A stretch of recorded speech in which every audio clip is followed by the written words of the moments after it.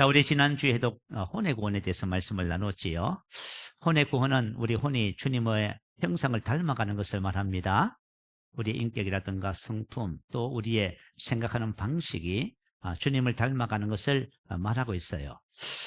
여러분들이 만약에 삶 속에서 한 주간 주님을 닮아가는 삶을 사셨다면은 여러분은 영적으로 성장하고 또 주님께서 우리에게 예비하신 삶을 또 살아가는 그런 은혜를 있게 될 줄로 믿어요.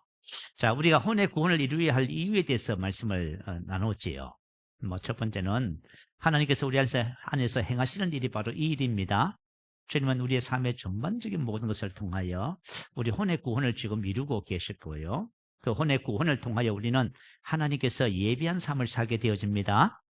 우리가 영이잖아요. 우리 영이라고 고백하지요. 그러면 하나님의 자녀는 영으로 기능해야 됩니다. 여러분이 지금까지 살아왔던 삶의 방식대로 사는 것은 하나님 자녀의 삶이 아니에요.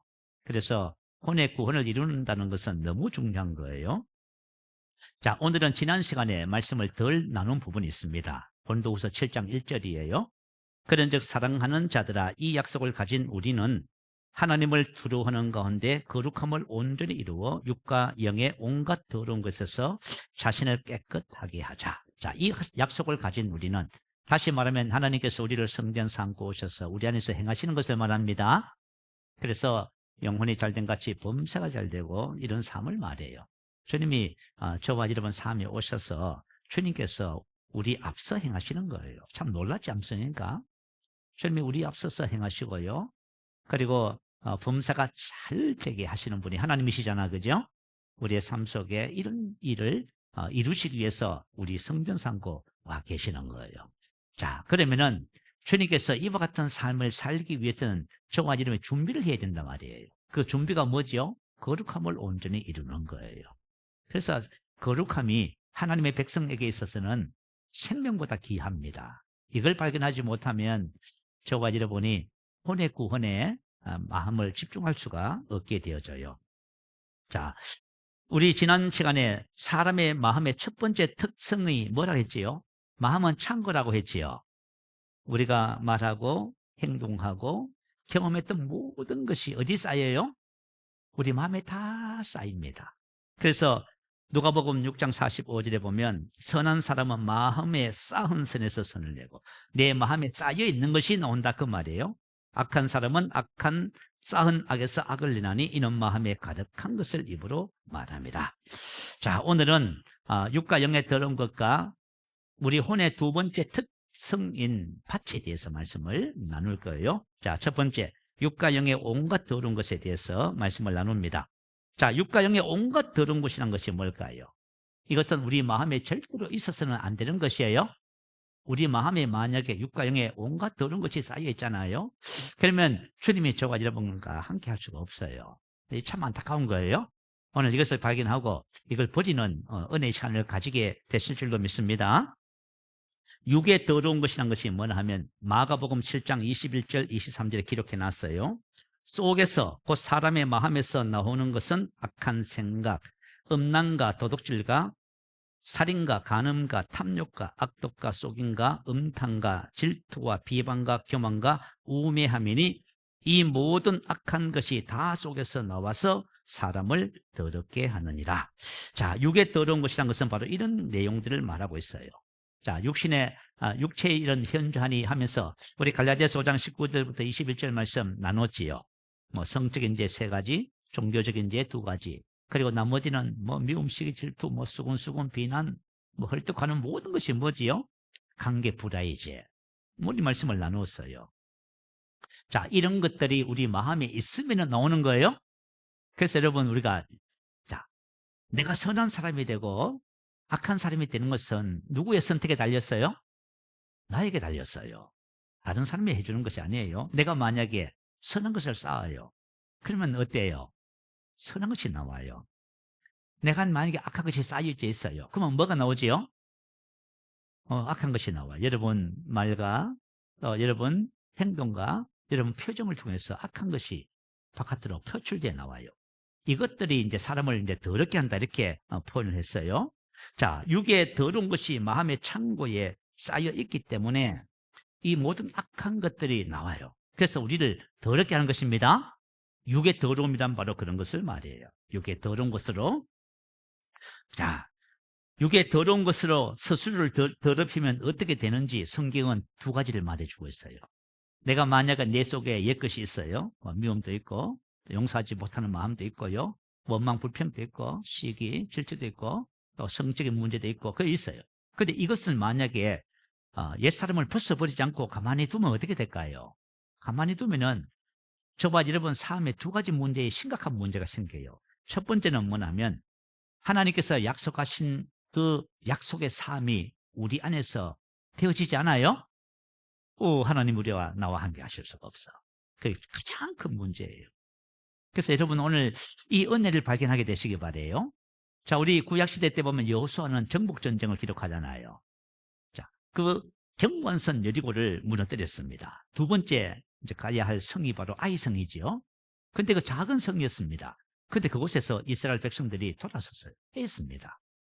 그래서 여호수아가 얼마나 기가 막히겠어요. 이스라엘 백성을 이제 데리고 가나안 땅 전체를 정복해야 되는데 이 초반부터 말이죠. 이런 사건이 생겼으니까. 그래서 옷을 찢고 극히 슬퍼하면서 주님 앞에 탄식하고 아마 기도했을 것 같아요.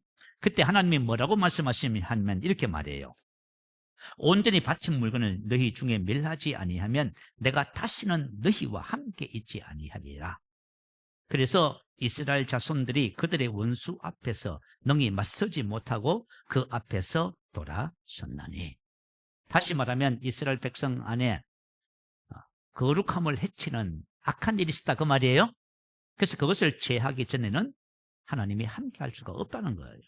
그래서 이제 조사를 해서 아간을 그죠 밝혀내고요. 그 모든 것을 이제 멸하잖아요.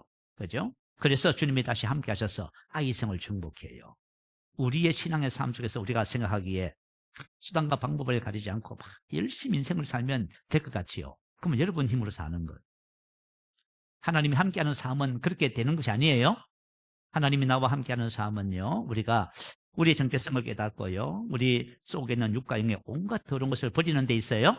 거룩함을 이루는 데 있어요. 그러면 주님이 함께하는 삶을 살아갈 수 있는 축복이 주어지게 되어져요. 그래서 아간과 그 모든 것을 아굴 골짜기에 가서 전부 다 묻어버리고요. 그 이름을 아굴 골짜기라 이렇게 지었어요. 아굴은 괴로움, 고통, 재난을 말해요. 자, 만약에 하나님의 백성인 저와 여러분의 삶 속에 계속해서 괴로움과 고통과 재난이 있다면 한번 생각해 보셔야 돼요. 하나님의 축복은 총체적으로 뭐죠? 샬롬이라 하지요. 샬롬, 평화의 상태, 번영, 형통, 건강, 그죠? 안전, 이 모든 것이 샬롬이라는 의미예요. 그래서 하나님께서는 저와 여러분에게 주신 축복이 바로 샬롬이라 하는 거예요. 여러분 샬롬의 축복을 누리는 저와 여러분 되어야 될 줄로 믿어요. 자, 첫 번째는 우리가 하나님께서 우리와 함께 할 수 없고, 두 번째는 무슨 문제가 생기냐면 하나님께서 그 사람을 멸하신다고 해요. 이거 참 충격적인 얘기예요. 고린도전서 3장 17절에 보면 누구든지 하나님의 성전을 더럽히면 하나님이 그 사람을 멸하시리라. 하나님의 성전은 거룩하니 너희도 그러하니라. 자, 오늘날 하나님의 성전이 누구지요? 저와 여러분이에요. 그런데 사람들은 씻지 않는 몸이라든가 더러운 음식, 더러운 환경, 이것을 더럽다고 생각해요. 그러나 하나님은 뭘 더럽다고 말해요? 우리 속에 있는 육의 것이 나와서 우리를 더럽게 하는 거예요. 그래서 아까 전에 우리 말씀 마가복음 7장 21절 이하의 말씀을 나눴지요. 속에서 곧 사람의 마음에서 나오는 것은 악한 생각, 음란, 도둑질, 살인, 간음, 탐욕, 악독과 속임과 음탕과 질투와 비방과 교만과 우매함이니 이 모든 악한 것이 다 속에서 나와서 사람을 더럽게 한다. 이렇게 했어요. 자, 이 악한 것이 없으면 나와야 안 나와요? 안 나와요. 만약에 나오시거든, 있구나 생각하세요? 그러면 믿음의 원리를 따라서 옛사람을 벗어버리시기 바래요. 그렇게 하시면 돼요. 이건 하나님께서 이 말씀을 통해서 우리를 정죄하기 위해서 하신 말씀이 아니에요. 우리가 복음의 진리를 따라서 바르게 신앙생활을 하면은 하나님께서 축복하신 바가 우리의 삶에 실제가 되어지는 거예요. 그래서 이런 것들이 그죠, 외적인 어떤 것이 사람을 더럽게 하지 않고 마음에서부터 쌓여 있는 악한 것이 나올 때 그것이 우리를 더럽게 한다, 그렇게 말씀하셨어요. 사도 바울이 경고합니다. 자신을 더럽히지 말라. 왜냐하면 자신을 더럽히면은 망하게 되는 거예요. 우리가 만약에 부부가 같이 살면서 관계 속에서 서로 마음이 안 맞는다고 속에 있는 것이 막 나와요. 그러면 막 더럽히잖아요. 그러면 어떻게 돼요? 망하는 거예요. 여러분, 절대로 저와 여러분 속에서 악한 것이 있거든 다 벗으세요. 그걸 끄집어내가지고 자신을 스스로 더럽히고 망하는 길로 가지 마시기 바래요. 고린도전서 10장 9절 11절에 이렇게 기록했어요. 그들 가운데 어떤 사람들이 구약 이스라엘 백성들을 말해요.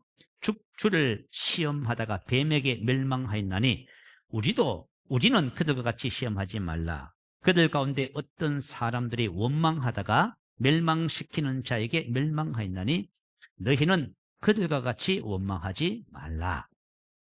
왜 자신을 더럽히지 말라고 말씀하시지요? 내가 만약에 원망하고 불평하고 그죠? 비난하고 짜증내고 이렇게 살잖아요. 그러면 내가 내 자신을 어떻게 하는 거예요? 성전을 더럽히는 거예요, 여러분. 성전을 더럽히면 어떤 일이 벌어져요? 악한 자가 와서 망하게 하는 거예요. 그 악한 자가 누구라고요? 도적. 요한복음 10장 10절에 기록하지요. 도적이 오는 것은 도둑질하고 죽이고 멸망시키는 것뿐이요. 도적을 누가 버리지요? 내가 불러드리는 거예요. 우리 가정에, 나의 삶에 도적을 내가 불러드려가지고 도적이 와서 건강 뺏어가고 행복 뺏어가고 기쁨, 안전, 평안 모든 좋은 것을 전부 다 도둑 맞아요. 그런데도 모르고 있다면 여러분 안 됩니다. 여러분 지금 만약에 마음이 불안하고 초조하고 연력근심이 있고 다 도둑 맞은 거예요. 지금 아시겠죠? 하나님이 언제 그런 마음을 주셔서 안 주셨어요? 주신 적이 없어요. 하나님이 주신 것은 뭐예요? 사랑과 능력과 건전한 생각의 영이지요. 그런데 우리가 만약에 그렇지 않다면 도둑 맞고 있는 중이에요. 그럼 도적을 쫓아내야 되지 않겠습니까? 자, 육의 더러운 것이 뭔지 이제 여러분 이해하셨으면 아멘. 그러면 영의 더러움이 뭔지를 살펴보겠습니다. 자, 영은 푸뉴마라고 하는 단어예요. 헬러. 자, 영적인 존재에 대해서 성경은 이렇게 말해요. 하나님은 영이시지요? 하나님은 푸뉴마시다. 그리고 주는 영이시지요? 주의 영이 계신 곳에 자유함이 믿습니다. 또 천사들을 뭐라고 해요? 부리는 영이라고 부르지요. 그리고 사람의 거듭난 우리의 영을 푸뉴마라고 기록해요. 우리도 사람도 거듭난 영은 영입니다. 그리고 사단, 마귀, 귀신도요. 푸뉴마, 영이라고 기록을 해요. 자, 마태복음 12장 43절 45절 올려주세요. 같이 읽어봅니다. 시작. 더러운 귀신이 사람에게서 나갔을 때에 물 없는 곳으로 다니며 쉬기를 구하되 쉴 곳을 얻지 못하고 이에 이르되 내가 나온 내 집으로 돌아가리라 하고 와 보니 그 집이 비고 청소되고 수리되었거늘 이에 가서 저보다 악한 귀신 7을 데리고 들어가서 거하니 그 사람의 나중 형편이 전보다 더욱 심하게 되느니라. 이 악한 세대가 또한 이렇게 되니라. 자, 더러운 귀신, 악한 귀신이라는 말이 있어요. 귀신이 뭐냐? 푸뉴마예요. 더러운 영, 악한 영을 말해요. 성령님은요, 성은 그 하기로서 거룩한 푸뉴마예요. 성령님은 거룩한 영이시고 사단은 더러운 영, 악한 영이에요. 만약에 내 속에 더러운 영, 악한 영이 들어와 있으면 어떤 일이 벌어져요? 자꾸 더러워져요. 더러운 생각, 더러운 말, 더러운 행동, 그리고 환경과 내가 사는 환경과 상황이 전부 더러워요. 그런데 하나님의 영으로 충만해지면 어떻게 돼요? 여러분이 반들반들해져요. 질서가 잡히고 삶이 정리정돈이 되고요. 여러분 환경이 깨끗해져요. 아시겠죠?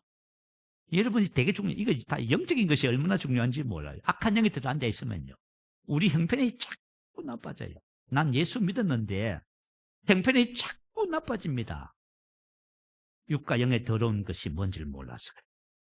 여러분, 만약에 우리 안에 악한 것들이 자꾸 들어오면 우리의 환경과 상황과 모든 것이 자꾸 악해지는 거예요. 하나님의 자녀들은 절대로 악해질 수 없어요. 위로만 가게 돼 있어요. 할렐루야. 여러분, 삶을 잘 분별하셔야 돼요. 자, 그래서 더러운 귀신, 악한 귀신. 근데 이게 어떻게 다시 들어갔지요? 자, 더러운 귀신이 삶에서 나갔답니다. 축출되고 쫓아냈다 그 말이에요. 자, 우리가 보통 교회에서 보면 기도해서 악한 영을 쫓아내잖아, 그죠? 예수님을 기도하면 막 기침도 하고 해요. 쫓겨나가는 거예요. 그런데 이 쫓겨난 것들이 어디에 와요? 다시 와요. 와서 봤더니 어떻게 돼 있다고요? 비고 그 집이 비고 청소되고 수리되었거늘. 비고 수리되고 청소됐다. 우리 생각에는 깨끗하게 정리가 정돈됐군. 그 뜻이 아니란 말이에요. 악한 자가 봤을 적에 자기가 들어와 살기에 아주 잘 돼 있다 그 말이에요. 무슨 이해가 되지요? 더러운 귀신이 들어가 살기에 좋은 것이 뭐지요? 여러분 자신을 한번 더럽혀봐요. 더러운 귀신이 막 들어오지. 아시겠지요? 그 더러운 귀신이 자기만 들어오는 것이 아니라 누구까지 데리고 들어와요? 악한 놈까지 데리고 들어와가지고 이 사람의 행편이 이렇게 나빠졌다고 기록하고 있습니다. 자, 그러면은 더러운 귀신, 악한 귀신을 불러들이는 장본인이 누구예요? 본인이죠, 본인. 여러분 잘 기억하셔야 돼요. 더러운 귀신, 악한 귀신 내가 스톱하면 절대로 못 들어와요. 근데 여러분이 그죠? 어떻게 하면 불러들일 수가 있냐 하면은 에베소서 4장 26절 27절에 보면 분을 내어도 죄를 짓지 말며 해가 제대로 분을 품지 말라 하지요. 왜요? 마귀로 틈을 타지 못하게 하라. 마귀가 합법적으로 들어올 수 있는 통로가 딱 하나 있어. 그것은 바로 육에 더러운 것이에요. 육에 더러운 것을 통해서 들어와요. 우리 축사기도 열심히 했는데 한 2주 지나면 다시 원위치 됐어. 왜요? 여러분 육에 더러운 것을 버리지 않는데 그러면 소용없어요. 야, 그래서 분노, 죄 이건 다 육체의 일입니다. 그래서 다시 전부 들어온 거예요.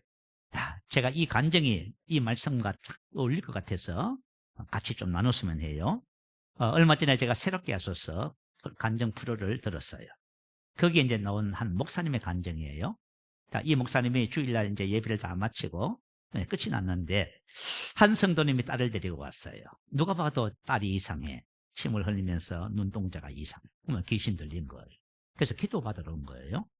그래서 이제 성도는 다 가시고 사무실에서 점사님하고 목사님 사모님이 이제 거기서 이제 함께 이제 기도하기 시작했어요. 그래서 막 예수 이름으로 귀신을 막 쫓아내고 1시간을 기도했답니다. 근데 1시간 기도했는데도 상태는 여전해요. 그래서 목사님이 얼마나 실망이 되겠어요. 분명히 예수 이름으로 기도하면 뭐 한다 했어요? 귀신이 나갔다고 하잖아요. 근데 안 나가고 있잖아요, 지금. 그래가지고 말이죠. 목사님이 힘이 들어서 낙심도 되고 해가지고 기도를 멈추고 하나님께 물었다며. 하나님 왜 안 나가요? 그때 주님이 뭐라고 하셨냐면 많이 나갔다 그러시더래요. 여러분 우리 기도하면 막 기침하고 하잖아요. 그 나가는 거예요, 거기에.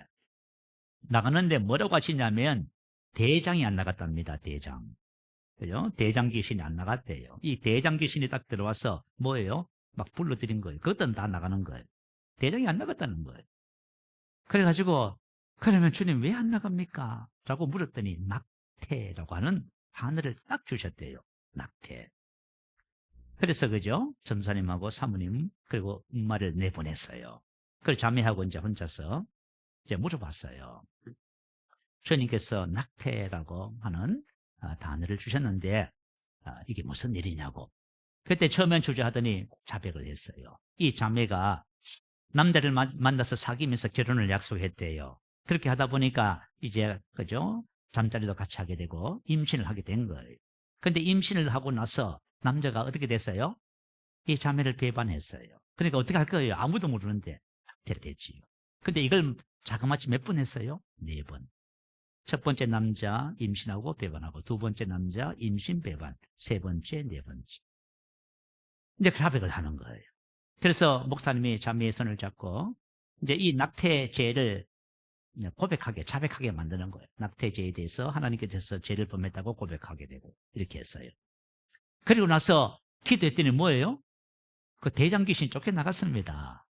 쫓겨나갔는데 또 침 흘리고 그러고 있는 거예요. 그래가지고 하나님 이번엔 또 뭡니까? 라고 물었대요. 그랬더니 용서라고 하더랍니다. 용서. 다시 말하면 용서하지 않는 부분이 있다 그 말이에요.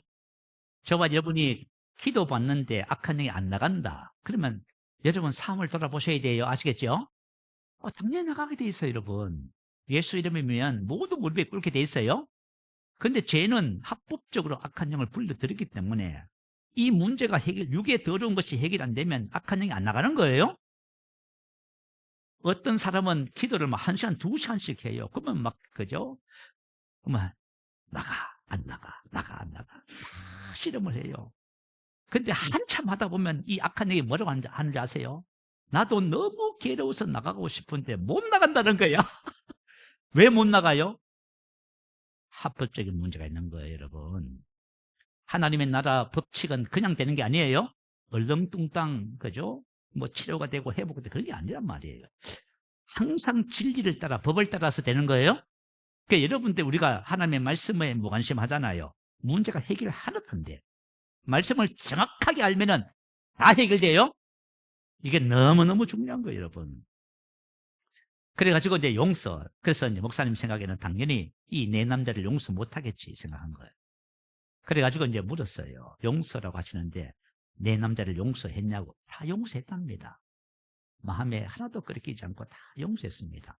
그러면 왜 용서라는 것을 하나님 주셨나요? 그랬더니 이 자매가 뭐라고 하냐면 자기는 자기 자신을 용서하지 못한대요. 그래서 자기를 죽이고 싶을 정도로 미워한답니다. 그래가지고 목사님이 또 설명했어요. 자매님의 몸은 당신 것이 아니고 하나님께서 핏값으로 사서 하나님의 것이기 때문에 당신의 몸을 미워할 자격이 없습니다. 그건 당신 것이 아닙니다. 그리고 하나님은 당신을 천하보다 귀하게 여기신다고 설명을 해주고요. 다시 그 자신을 용서하게 하고 기도를 하게 했어요. 그리고 나서 이제 악한 영을 쫓아내려고 기도하려고 했더니 자매가 뭐라고 하는지 아세요? 이렇게 말을 했대요. 목사님, 벌써 나갔어요. 아시겠죠? 육의 더러운 것을 벗으면은 영의 더러운 악한 영이 나가는 거예요. 아시겠죠? 그래서 육과 영의 뭐라고요? 더러운 것. 이렇게 말을 했어요. 여러분들이 신앙생활 하면서 이런 말씀들을 잘 새겨서 들으시기 바래요. 그런데 우리가 참 미련한 부분들이 참 많아. 우리 열심히 하지만 열심히 하는데 뭘 따라서 열심히 안 해요? 진리를 따라서 열심히 안 해요. 여러분, 로마서 10장의 사도 바울이 로마 교회를 로마서 10장에 보면 이스라엘을 향해서 사도 바울이 가슴을 치지요. 그죠? 가슴을 치는 것은 뭐냐 하면 형제들아 내 마음에 원하는 바는 하나님께 구하는 바는 이스라엘을 위함이니 곧 그들로 구원을 받게 함이라. 내가 증언하노니 그들이 하나님께 열심히 쓰나 올바른 지식을 따른 것이 아니니라. 에피그노시스. 저와 여러분이 말씀에 대한 계시가 없잖아요. 아무리 열심히 해도 안 돼요. 그죠? 그래서 우리가 말씀 고백하고 영으로 기도하라고 하죠. 말씀은 계시가 와야 여러분 아는 거예요. 아시겠죠? 이거 없으면요, 말씀 가지고 한번 열심히 한번 해보셔야 되는가. 그래서 여러분이 실망하는 거. 그런데 그들로 구원을 받게 하면이 내가 증언하노니 그들이 하나님께 열심히 쓰는 올바른 지식, 이게 에피그노시스예요. 아시겠죠? 하나님의 의를 모르고 자기 의를 세우고 힘써 하나님의 의에 복종하지 아니하니라.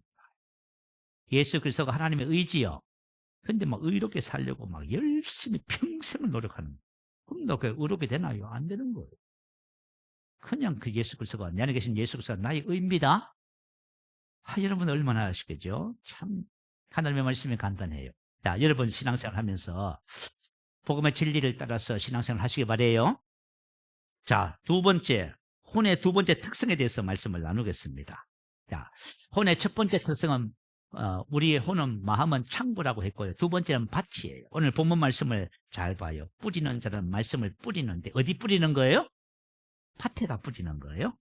그래서 같은 성경 말씀인 마태복음 13장 19절에는 그 마음에 뿌려진 것을 그래. 마음에 뿌리는 거예요. 하나님의 말씀은 우리 영을 먹이지 않습니다. 하나님의 말씀은 우리 마음에 뿌리는 거예요. 이게 무슨 얘기예요? 마음으로 믿는 거예요. 마음을 새롭게 하는 거예요. 우리 마음을 말씀 담게 하는 거예요. 새 옷을 입는 거예요. 그래야 저와 여러분이, 그죠? 주님께 완전히 복종해요. 오늘 찬양 드렸지요. 주님이 내 마음에 내 주인 되시고, 그죠? 내 안에 사신다고 했지요. 실제로 우리 주님은 우리 안에 주님으로 오셨어요. 살기 위해서 오셨어요. 그런데 우리 혼이 주님을 안 닮아가면 그렇게 할 수가 없게 돼 있어요, 원래. 이 영적인 원리예요. 그래서 우리가 혼의 구원을 지금 나누고 있는 거예요. 자, 마음의 밭에 씨를 뿌리는 원리가 있어요. 내 마음이라고 하는 밭에 씨를 뿌리는데 이것은 어떻게 뿌리냐면 생각을 통해서 마음의 밭에 씨를 뿌리는 거예요. 가룟 유다 예를 하나 들어서 설명을 해드릴게요. 자, 요한복음 13장 2절에 보면 마귀가 벌써 시몬의 아들 가룟 유다의 마음에 예수를 팔려는 생각을 넣었다. 마귀가 가룟 유다의 마음에 뭘 뿌렸어요? 예수를 팔려는 생각을 뿌린 거예요. 예수를 팔려는 생각을 딱 뿌리는 거예요. 자, 그러면은 이 생각을 우리가 어떻게 해야 돼요? 이 생각을 묵상해요? 이 생각을 묵상하면 심어져요. 심어져서 찾아서 열매를 맺으면 이 생각의 지배를 딱 받아요. 제가 신앙생활을 해보니까요. 내가 누구의 지배를 받냐면 내가 생각하고 묵상한 것의 지배를 받아요. 여러분이 말씀을 생각하고 묵상하면 말씀의 지배를 받는 사람이 되는 거예요? 영의 사람이 되는 거예요. 믿음의 사람이 되는 거예요. 그런데 말씀을 내 마음에 심어서 자라게 하고 열매를 맺게 하는 이런 것을 안 하시는 분은 보나마나 뻔해요. 전부 육신을 따라 사는 거예요. 여러분 안 하고 계신다면 여러분 육신에 속한 사람이에요. 하나님 그리스도인이지만 육신에 속해 있어요. 자, 생각을 어떻게 했어요? 가룟 유다의 마음에 예수를 팔리는 생각을 넣어서요. 우리가 5만 가지 생각을 해요. 근데 그 생각을 그죠? 통제하고 생각을 분별하고 하는 사람이 드물어. 그 이상한 생각이 들어. 그런가 하고 있어. 뭘 그래요? 아니, 그요? 가만히 생각해 보니까 그 사람이 그죠? 내가 오늘 보니까 나를 보는 눈빛이 이상했어. 그래, 그 사람을 아주 이상하게 생각해. 그러면 돼야 안 돼요? 밤에 꿈을 꿨어. 아주 이상한 꿈을 꿨어. 그걸 또 하루 종일 묵상하네? 마귀한테 쏘아도 지금 대단히 쏘고 있는 중이에요, 이게. 자, 그러면 이 생각을 어떻게 되냐면, 고린도후서 10장 5절에 기록해요. 모든 생각을 사로잡아 그리스도에게 복종하게 하니, 모든 생각은 하나님의 말씀과 일치하지 않는 모든 생각이에요? 아니, 예수를 팔리는 생각, 아니, 스승을 팔으라고? 그러면 모든 생각을 사로잡아서 포로한다, 그 말이에요? 자, 이제 우리 남자들은 군에 가요. 내가 전방에 근무했기 때문에요. 포로를 다루는 법을 알아. 포로한테 어떻게 해요? 손들어. 무장해제시켜요. 그죠? 무장해제시키고, 또 어떻게 해요? 결박해요. 자, 어떤 생각, 말씀과 일치하지 않는 생각이 들어오면 어떻게 해야 돼요? 포로로 잡아야 돼요? 그 생각에, 그죠? 씨를 퍼지게 해서는 안 돼요? 그 생각도 하고 또 하고 또 하고 또. 그래서 어떻게 하는 거지? 왜 그래요, 진짜? 제발 그러지 마세요. 하나님 말씀과 일치하지 않는 생각이 오면 뭘 해요? 꼼짝 마. 무장해제하고 딱 결박시키세요. 더 이상 생각이 확장되지 않도록. 제가 웃은 얘기 하나 해야 되겠다. 어떤 사람이 생각이란 정의를 내렸어. 생각이란 생각하면 생각할수록 생각나는 생각이 뭐로? 생각을 생각하지 않는 생각이 올바른 생각이다. 원래 생각이란 그런 거예요. 저 천안에 어떤 자매님이 우리 이제 이 복음을 알고 싶어서 오셨어요. 내가 얘기를 들어보니까 이 자매님은 혼자 있으면 아주 중요한 생각하면 돼요. 이 생각, 저 생각, 그것은 잡히는 거예요. 자, 마귀가 벌써 가룟 유다의 마음에 예수를 팔리는 생각을 넣었어요. 그러면 우리는 이 생각을 사로잡습니다. 꼼짝 마. 그리고 떠나가라고 명령합니다.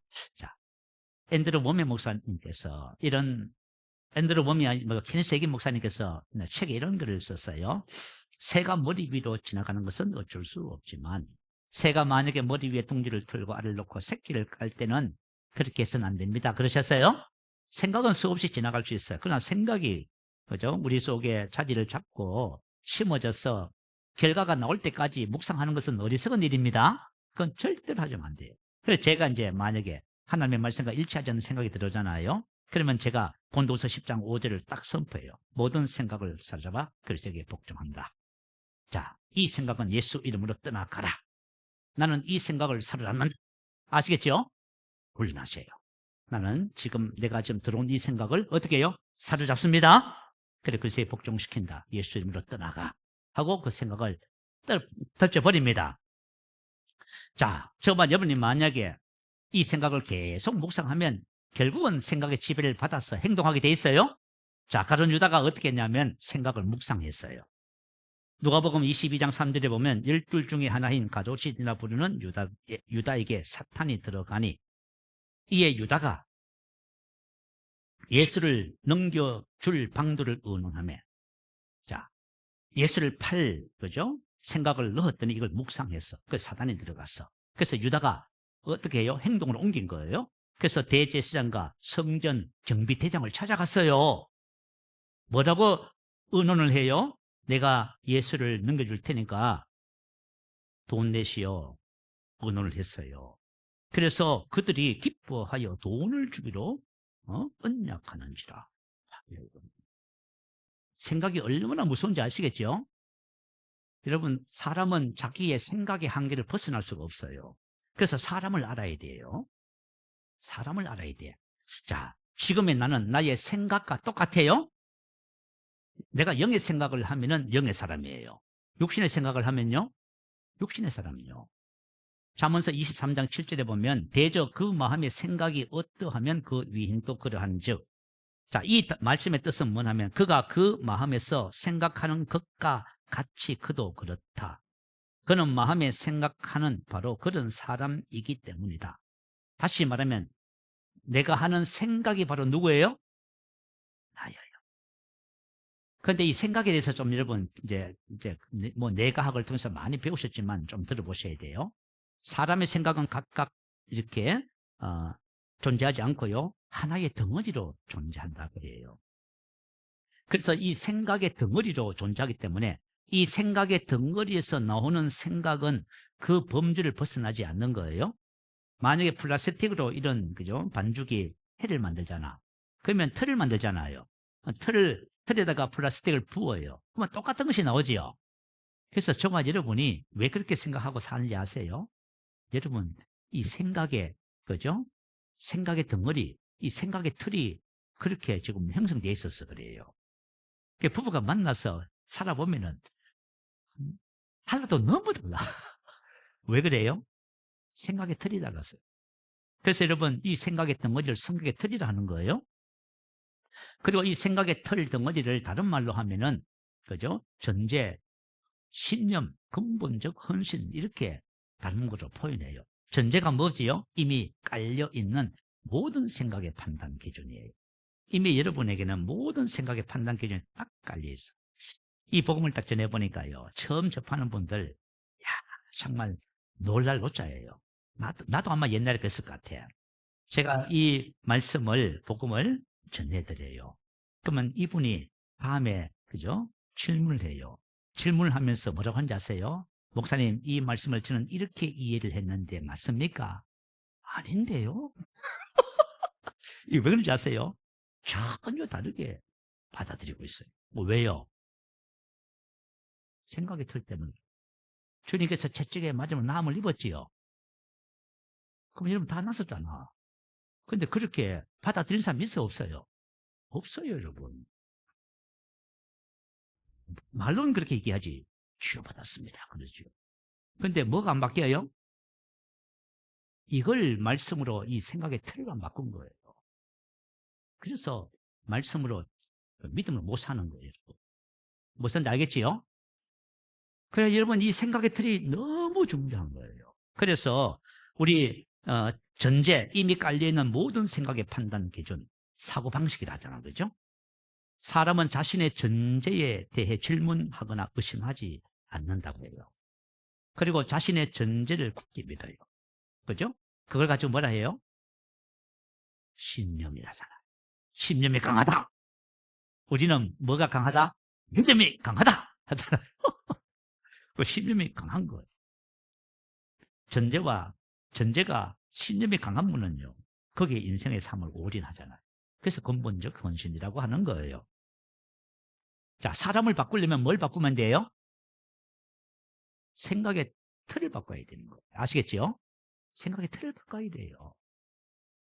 어떤 교육학자가 아이들 그 행동과 좀 삶을 바꿔주고 싶어서 열심히 가르쳤어요. 근데 바뀌어야 안 바뀌어요? 안 바뀌어요. 그래가지고 막 잔소리를 했어요. 바뀌어야 안 바뀌어요? 안 바뀌어요. 체벌을 해봤어요. 바뀌어야 안 바뀌어요? 그래서 이분이 학생들을 설득시키고 생각을 바꿔줬어요. 그랬더니 삶이 바뀌어야 안 바뀌어요? 저와 여러분 부부가 같이 살면서 평생 남편은 아내를, 아내는 남편을 바꾸려고 하지요. 그러다가 한 30년 쭉 하면 무슨 생각이 들어요? 사람은 안 바뀌는구나. 접근을 잘못해서 그래요. 아시겠죠? 잔소리 했잖아요. 또 사람들은 뭘 그래요? 저 사람에게 충격요법을 쓰라 하지요. 제가 충격요법을 쓰라고 가르쳐주는 걸 제일 싫어해요. 사람이 바뀌어야 안 바뀌어요? 잔소리 가르치고 충격요법 쓰고 안 바뀌는 거예요, 여러분. 뭘 바뀌어야 사람이 바뀌는 거예요? 내가 만약 내 인생을 바꾸고 싶으면 뭐만 하면 돼요? 생각만 보면 돼요. 내가 하나님의 말씀을 따라 복을 받는 사람 되고 싶으면 말씀을 가지고 내 생각 바꾸면 안 돼요? 그래서 성경에 뭐라 해요? 묵상하라잖아요. 묵상이 뭐예요? 반복이에요, 반복. 아시겠죠? 사람의 생각이 금방 바뀌어 안 바뀌어요? 만약에 내 생각의 틀이 금방 바뀐다면 나 못 삽니다. 어디 가서 이 이야기 들었더니 바뀌어버렸네? 저기 가서 저 이야기 들었더니 또 바뀌어와서 왔네? 이 말 들으면 이 말 이렇게 바뀌어, 저 말 들으면 저렇게 바뀌면 살겠어요, 그거? 하나님은 우리 인간의 뇌를 그렇게 안 만들어주셨어요. 묵상이라고 하는 반복을 통해서 바뀌도록 하셨어요. 그래서 하나님께서 여호수아서 1장 8절에 뭐라고 해요? 하나님의 말씀으로 생각의 틀을 바꾸는 원리예요. 하나님의 말씀으로 우리 생각의 틀을 바꾸면 우리가 무엇의 지배를 받아 살아요? 말씀을 따라 살아요. 그래서 축복의 사람이 되는 거예요. 그거 기록해 놓은 거예요. 이거 여러분 되게 중요한 거예요. 자, 한번 볼까요? 이 율법책을 신약 시대는 저와 여러분이 나누는 새로운 피조물의 계시의 말씀이에요. 내 입에서 떠나지 말게 하며 주야로 그것을 묵상하라. 그 말씀을 입에서 떠나지 말게 하라지요. 그리고 주야로 뭐 해요? 묵상하라잖아요. 반복하는 거. 이렇게 하면은 뭐가 바뀐다? 내 생각의 틀이 바뀌어요. 생각의 틀이 바뀌면 그 안에 기록된 대로 다 지키고 말씀의 지배를 받는 사람이 되는 거. 아시겠죠? 생각이, 그죠? 이 생각의 덩어리에서 지, 정, 의, 인격, 행동, 습관 모든 것이 다 나오는 거예요, 여러분. 그래서 저와 여러분이, 그죠? 믿음으로 사는, 말씀으로 사는 자가 되는 거예요. 그렇게 하면은 어떻게 돼요? 내 길이 평탄하게 될 것이며 내가 형통하리라. 할렐루야. 여러분 이것을 잘 여러분 아시고 내 인생을 내가 바꾸고 싶다. 그러면은 하나님의 말씀을 따라 우리 생각하는 방식을 바꾸시면 돼요. 자, 무엇을 마음의 밭에 심어야 할까요? 자, 여러분 만약에 지금 내가 지금까지 내 마음의 밭에 무엇을 심었는지는 뭘 보면 알아요? 뭐가 자라고 열매를 맺고 있는지를 보면 알아요. 만약에 내 삶에 사망의 열매를 맺고 있다. 뭘 심었어요? 육신의 생각은 사망이에요. 육신적인 것을 심었지요. 만약에 나의 삶에 생명과 평안을 열매를 거두고 있다면 뭘 심었어요? 영의 생각은 생명과 말씀을 심었다 그 말이에요. 이제 봄이 되면 이제 씨를 뿌리잖아요. 근데 그 사람이 그 밭에다가 지금 뭔가 씨를 뿌려도 내가 그곳에 가보지 않아도 그 밭에서 뭔가 자라는 것을 보면 뭘 뿌렸는지 알잖아요. 그렇지요? 가서 보니까 옥수수가 자라네? 그럼 뭘 뿌렸어요? 옥수수 씨를 뿌린 거예요. 상추가 자라고 있어요. 그럼 뭘 뿌렸어요? 상추 씨를 뿌린 거예요, 여러분. 자, 로마서 8장 5절 6절 올려주세요. 같이 한번 읽어봅니다. 육신을 따르는 자는 육신의 일을, 영을 따르는 자는 영의 일을 생각하나니 육신의 생각은 사망이요 영의 생각은 생명과 평안이라. 육신을 따르는 자는 육신의 그것을 생각하나니 풀어내오. 생각하다 전념하다 무엇에 마음을 두다. 육신적인 것을 마음에 뿌리고 심어서 그것을 가꾸고 있는 중이에요. 그럼 뭐가 될까요? 육신의 생각은 사망이고 생각 프로 내망, 사고방식, 정신상태, 생각에 들이대는 거예요. 그죠? 좀 간단해요. 육신이란 것이 뭐죠? 영과 대조되는 거죠. 땅의 일을 생각하고 세상 것을. 우리가 지금까지 세상 사람들이 살아가는 삶의 모든 방법과 생각이 뭐예요? 전부 육신을 따르는 거예요. 근데 우리는 영이지요. 우리는 위로부터 하늘로부터 났지요. 우리는 뭘 따라가요? 진리를 따라가지요. 말씀을 따라가요. 봐요. 여기서 결단 나는 거예요. 내가 그리스도인이 됐음에도 불구하고 나의 정체성을 모르고 육을 따라가고 있으면은 여러분 삶에는 계속해서 사망의 열매가 맺힐 거예요. 근데 우리는 이제부터 육신에 있자고 영에 있잖아, 그죠? 내가 영인 것을 알고 영을 따라 살면은 하나님께서 예비한 삶으로 가는 거예요, 우리가. 어때요? 해볼만 하죠? 진짜 해볼만 해. 하나님이 약속하신 삶이, 그죠? 생명과 평안의 삶이 저와 여러분에게 있다니까요. 이 생명은 저의 하나님의 생명. 하나님의 생명의 열매가 나타나는 거예요. 사랑의 열매, 기쁨. 제가 옛날에 이 복음하면서 코로나 당시에 하나님이 저에게 무슨 말씀하셨는지 제가 여러 번 얘기했잖아요. 하나님이 저에게 이렇게 했어요. 말씀하셔서 영생을 가진 자는 그런 것에 영향받지 않는다. 딱 그러셨어요. 자, 생명의 성령의 법이 죄의 법, 사망의 법에서 우리 해방했어요? 영향받지 않아요, 여러분. 얼마나 중요해요. 그래서 우리의 삶 속에 생명의 열매가 나타나고 평안, 에이레네, 샬롬의 여거예요. 읽어드릴게요. 평화의 상태, 안식, 평온, 안전, 염려 없음, 복지, 번영, 건강, 형통, 성공, 성취, 완전, 원. 이런 것들이 우리 삶에 나타나는 거예요. 봐요.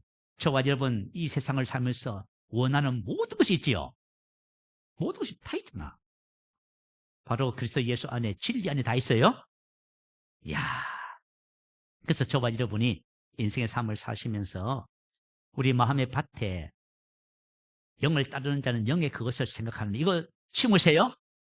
그러면 뭐가 돼요? 영의 사고방식이 되잖아요. 그죠? 결국은 사고방식이 나의 삶의 모든 것을 결정해버려요. 그러니까 생각의 틀이 중요하지 않아요. 오늘 이제 씨 뿌리는 비유가 있어요. 씨 뿌리는 비유를 간단하게 설명하고 오늘 말씀을 마치도록 하겠습니다. 이 씨 뿌리는 비유가 뭐냐면 영을 따르는 자는 영의 그것을 생각하는 그거예요. 딴 거 없어요. 그거예요. 길가밭. 여러분, 길가밭은 뭐예요? 씨를 뿌렸는데 안 심어져요. 여러분, 참 안타까운 말이지만 말씀을 전해 들었는데 마음의 밭에 안 심어지고 다 그냥 밭에다가 뭐예요? 다 노출돼 있어. 전부 다 노출돼 있어. 그러면 새들이 와서 어떻게 해요? 다 쪼아먹어요. 왜 쪼아먹어요? 믿어 구원 얻지 못하게 하려고. 저와 여러분의 삶의 구원은 어디 있어요? 말씀에 있어요. 말씀에 씨에 있는 거예요. 말씀이 우리 마음밭에 심어져야 되는 거예요. 심어지기 위해서 디모데후서 2장 7절에 사도 바울이 권면해요. 내가 말하는 것을 생각해봐라. 주께서 범사에 내게 총명을 주시라. 이해력, 통찰력을 주시리라. 자, 우리가 말씀을 듣고 한 번으로 여러분 마음의 밭에 심어지지 않아요? 그럼 어떻게 해야 돼요? 여러분 가셔서 깊이, 그죠? 숙고하셔야 돼요. 그러면 성령께서 이해력과 총명을 주셔서 마음의 밭에 심어지게 하는 거예요. 그게 뭐예요? 믿음의 시작이에요. 두 번째 밭은 뭐냐면 심어졌어요. 믿음이 시작된 거예요. 그런데 참 희한합니다. 우리가 은혜 받고 믿음을 살려고 하잖아요. 환난과 시험이 반드시 와. 왜냐하면 마귀가 가만히 안 둬. 어떻게 하든지 간에 뭘 뺏어가요? 말씀을 뺏어가. 뽑아내려고 하는 거예요. 그래가지고 어려움이 오면 그죠? 뿌리가 깊지 않으니까 말씀을 배반하는 거예요. 그죠? 자, 그러면은 우리 속에 있는 돌밭인데 그 돌이 뭐냐 하면은, 자, 야고보서 1장 21절 한번 올려주세요. 한번 읽어보십시다. 자, 시작. 그러므로 모든 더러운 것과 넘치는 악을 내버리고 너희 영혼을 능히 구원할 바 마음에 심어진 말씀을 온유함으로 받으라. 온유함으로 이 좋은 밭이에요. 겸손, 온유, 유순. 이 온유한 좋은 밭은 돌이 제거된 밭이에요. 돌과 또 세 번째 또 뭐죠? 가시떨기가 제거된 밭이 좋은 밭이에요. 근데 돌이 뭐라고요? 모든 더러운 것과 넘치는 악. 우리 마음에 있는 육신의 것들이에요. 그죠? 아시겠죠? 미움 있고 시기 질투가 있으면 이게 다 돌들이야, 돌. 자, 그래서 신앙생활은 말씀을 심어야 되는데 우리 베드로전서 2장 1절에 보면 말씀을 똑같이 기록해 놨어요. 제가 읽어드리고 지나가도록 하겠습니다. 그러므로 모든 악독과 모든 기만과 외식과 시기와 모든 비방하는 말을 버리고. 다 버리고, 이 말은 옛사람을 벗어버리라 그 말이에요. 그거예요. 우리 마음에 같아. 우리 속에 있는 육과 영의 온갖 더러운 것을 다 버리시기 바래요. 믿음의 원리를 따라서 버리시면 돼요. 안 버려지시거든. 뭘 하셔야 되냐면 버리려고 고군분투하지 말고 이전 것은 지나갔으니 보라 새 것이 됐다는 말씀에 대한 계시가 증가되어야 돼요. 이 말씀을 계속 묵상하시면은 그죠? 그냥 버려져요. 그렇게 하셔서 좋은 밭을 만드시기 바랍니다. 내가 좋은 밭이 되면 말씀의 씨가 뿌려져서 자라서, 마음의 밭에 말씀의 씨가 뿌려서 자라서 열매 맺는다는 말은 무슨 뜻이냐면 우리 혼이 말씀하고 똑같아진다 그 말이에요. 이 새 옷 입는 거예요 지금. 자, 우리 속에 있는 옛사람은 벗어버리고 새 옷을 입는 겁니다. 새 사람을 입어서 우리 혼이 주님을 닮아가는 거예요. 주님을 닮아가면 내가 내 혼이, 내 마음이 주님을 닮아가면 주님께서 저와 여러분을 이끌어 가실 수 있어요. 그죠? 그래서 저와 여러분 하나님께서 예비한 삶을 살아가게 되는 거예요. 그래서 저와 여러분 신앙생활 하면서 받은 구원, 현재 이루어가야 할 구원, 여러분 여기에 박사가 되시기 바래요. 그 대충 알고 있으면 안 돼요. 그거 들어서 대충 아는데요. 대충 얼마 안 돼요, 여러분. 그 말씀에 여러분 안에서 여러분 것이 되셔야 돼요. 그래서 이 원리를 따라서 여러분이 영적 성장을 이루고 여러분에게 진짜 양육받을 사람을 붙여주면은 이 원리를 정확하게 가르쳐 주셔야 돼요. 그러면 그 사람도 동일하게 성장해 갈 수가 있습니다. 자, 받은 구원 현재 이루어가야 할, 받을 구원은 하지 않도록 하겠습니다. 그것은 이제 예수님 오시면은 우리 몸이 그리스도의 몸과 똑같은 몸으로 변화될 것입니다. 그것은 다음에 기회가 되면 한번 할 것이고요. 자, 오늘 말씀을 생각하면서 할렐루야 우리 한번 부르시고 이 말씀을 내 안에 장착해서 이 말씀의 원리를 따라서 신앙생활을 하겠습니다. 이렇게 고백하며 기도하겠습니다. 할렐루야 주님을 찬양합니다.